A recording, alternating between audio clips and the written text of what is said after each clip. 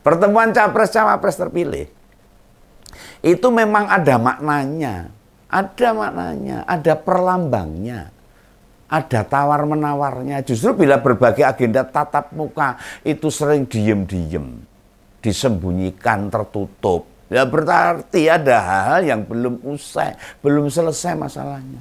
Ada yang masih belum rampung lah, masih mengganjal atau malah belum tuntas. Makanya ngomongnya sembunyi-sembunyi biar nggak diketahui orang. Ya bisa saja toh, bila pertemuan disenyapkan dari media, apakah ini terkait kepentingan Pak Prabowo?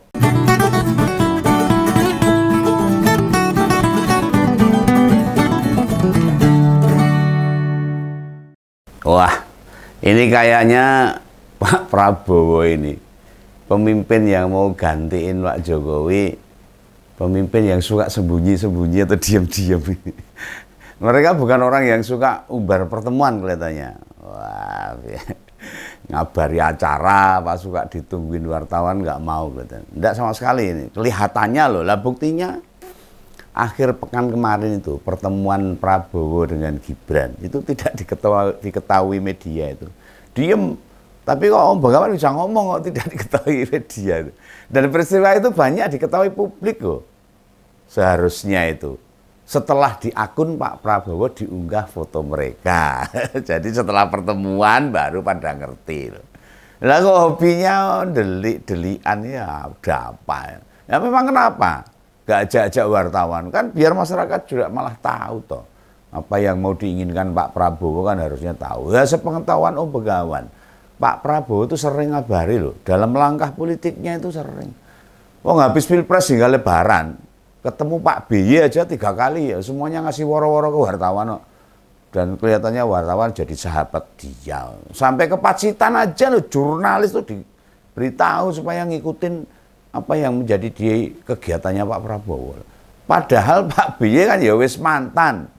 Sedang Gibran, wakil resminya, dan posisi wapres terpilih. Ini beda dengan wapres sebelumnya, beda.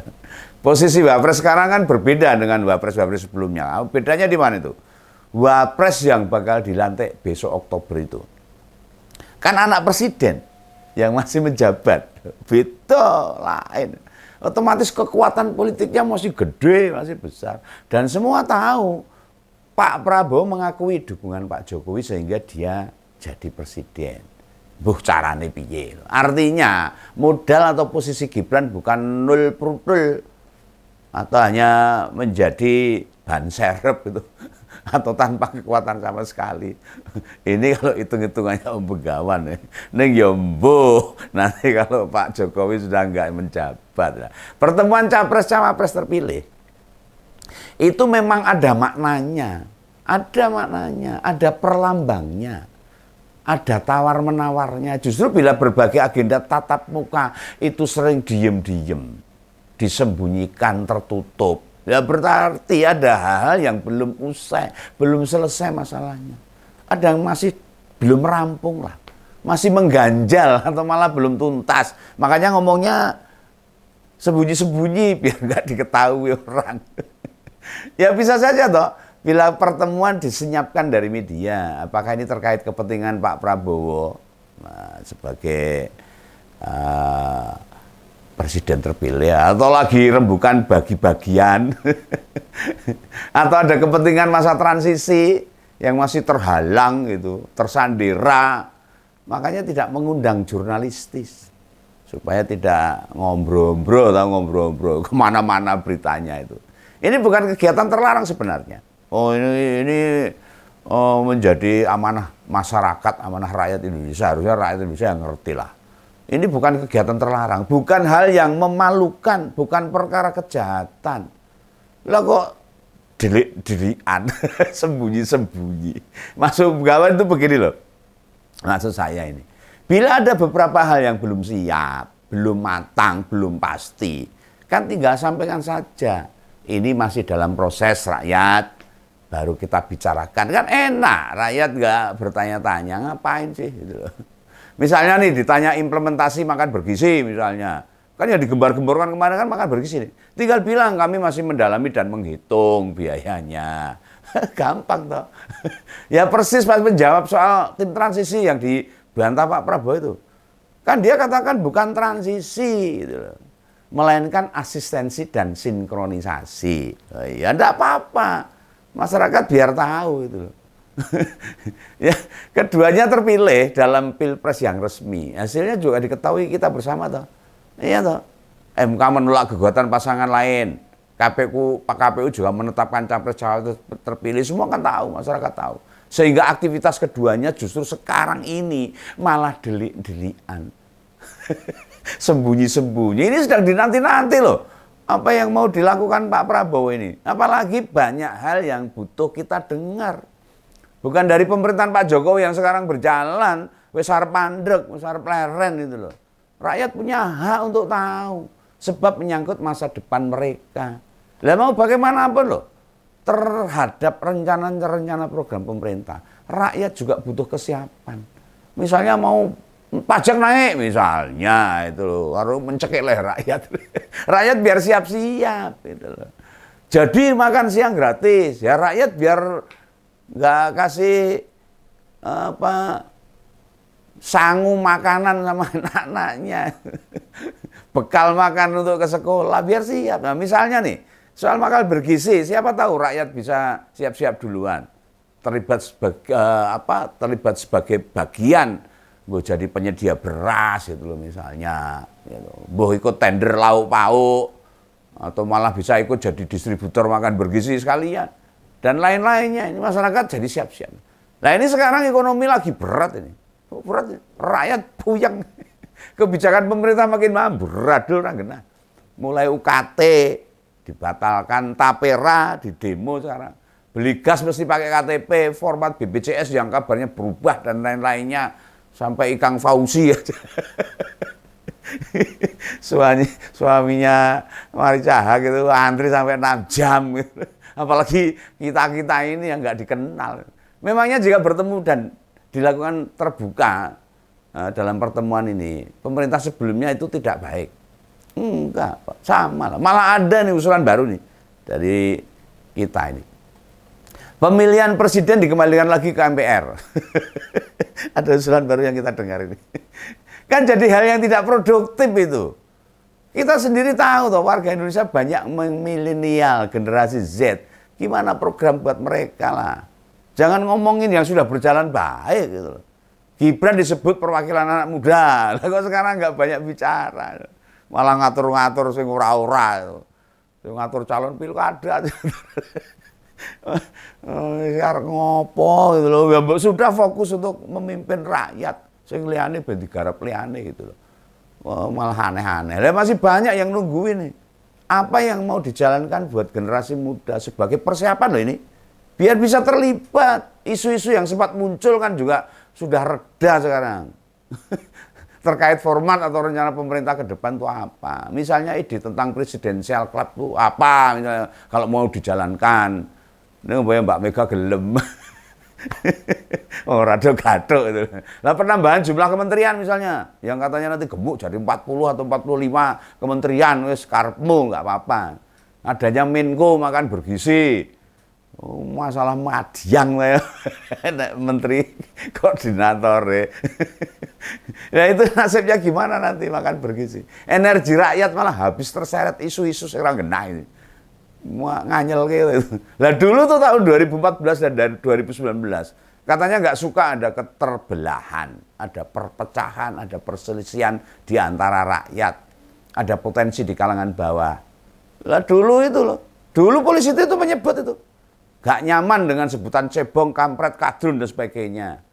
Saiki masih ada yang ngomong-ngomong gitu. Itu para pemuja-pemuja itu lah ngomongin gitu.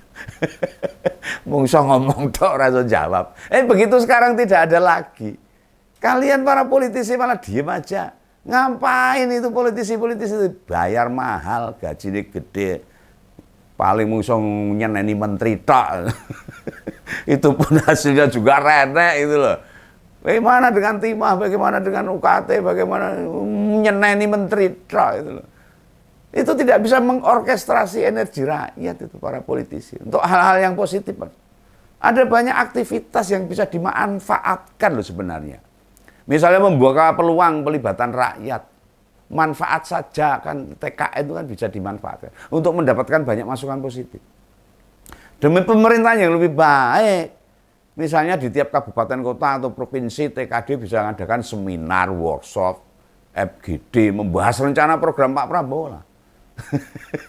Nek iso, kebanyakan yang mau melu-melu. Lah bagi Om Begawan, bila capres-cawapres terpilih, bertemu saja. Ketemu ngomong-ngomong hal penting aja, delik-delikan atau diem-diem. Dan pertemuan mereka ya orang kerep, tidak sering gitu loh. Jarang banget. Gimana masa depan negara ini? Kalau presiden terpilih dan wakilnya yang akan mimpin, ini nggak tahu ini strategi Pak Prabowo apa. Ya silakan cek loh.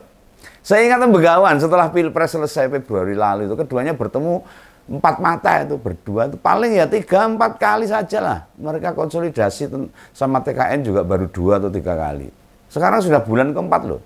Dari tuntasnya Pilpres yang amburadul. Kalau Bambang Susatyo mengatakan Pilpres tahun 2004 itu paling ugal-ugalan. Paling racet itu Pak Bambang loh itu yang ngomong, bukan saya. Itu menggambarkan konsolidasi tidak berjalan dengan semestinya. Mengambil pemerintahan itu tidak sekedar menerima pengangkatan atau mengucapkan sumpah janji atau bagi-bagi menteri melainkan mandat dan amanah itu harus dijalankan dengan sebaik-baiknya. Bukankah sekarang ini adalah waktu-waktu yang ditunggu Pak Prabowo sejak tahun 2009 lalu. Pengen sekali jadi presiden, meskipun hanya 1 periode. Kenapa Pak Prabowo tidak menyiapkan sedemikian baiknya, seriusnya begitu loh. Apa mau pengen jadi presiden tok wes gitu loh. Kan ya enggak. Jadi presiden untuk mensejahterakan rakyat itu mungkin tujuannya Pak Prabowo. Mengapa begitu menang Pilpres? Mana rencana-rencana mensejahterakan rakyat yang diucapkan oleh Pak Prabowo selain makan siang gratis? Itu juga nggak bisa mensejahterakan rakyat makan siang gratis itu. Wah nggak bisa, nggak masuk nalar. Nah kami ini bukan menunggu pertemuan Pak. Atau kabar sudah ada konsolidasi.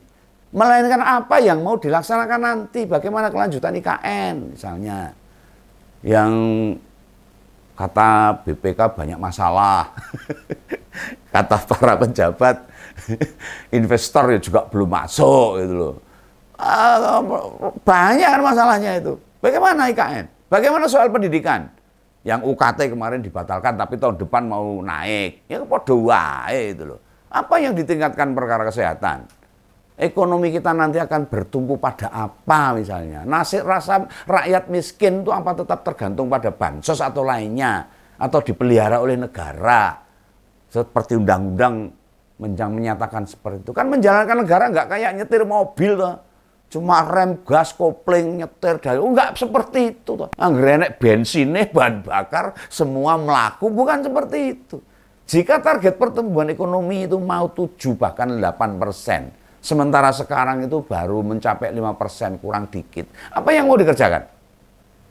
Meningkatkan pajak rakyat dinaikkan, dicekik lagi misalnya. Itu berdampak pada kemampuan atau daya beli rakyat. Apa enggak? Dipikirkan.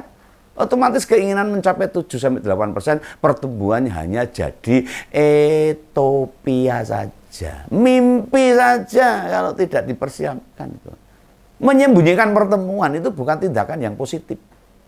Membuat kita semua jadi berpikir.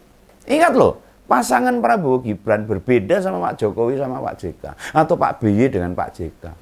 Wapres sebelumnya memang berposisi sebagai pendamping. Tidak sama dengan status Gibran sekarang ini. Wah itu ayo pengen jadi presiden. Ini menurut pandangan bagaimana loh? Koyo luwe kuasa daripada presiden. Apakah di masa-masa mendatang keduanya masih akan tertutup untuk membahas kesepakatan-kesepakatan berikutnya? Ini jangankan Om Begawan, Pak Rosan Roslani ketua TKN aja, atau Pak Dasko Sufi Ahmad ketua harian Gendera saja. Yo saya mungkin yo ora ngerti. Wah, cilokor. Itu ya pesan saya sama Begawan. Sampai jumpa, salam Begawan, salam Kompol. Dadah.